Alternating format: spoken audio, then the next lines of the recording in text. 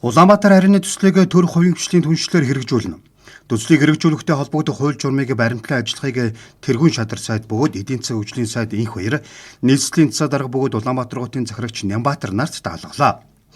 Хувийн хвшлээс Улаанбаатар харины төслийг санаачлан хамтран ажиллах санал ирүүлжээ.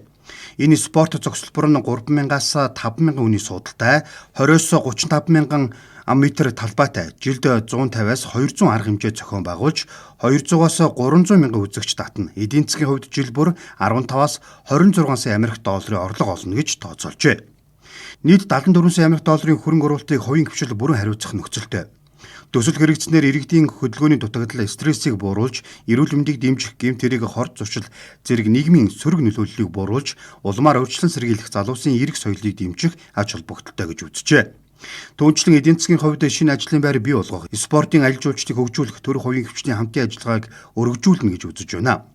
Улаанбаатар хотын хүн амын 65% 35-аас доош насны залуучууд эзэлдэгч спортын ордон заалны хүрэлцээ хангалтгүй ихэнх нь хуучирсан тул залуусын чөлөөт өнгөрүүлэх боломж хязгаарлагдмал хүүхдийн сургууль цэцэрлэгийн хүртээмж дутмаг байсаар байгаамаа.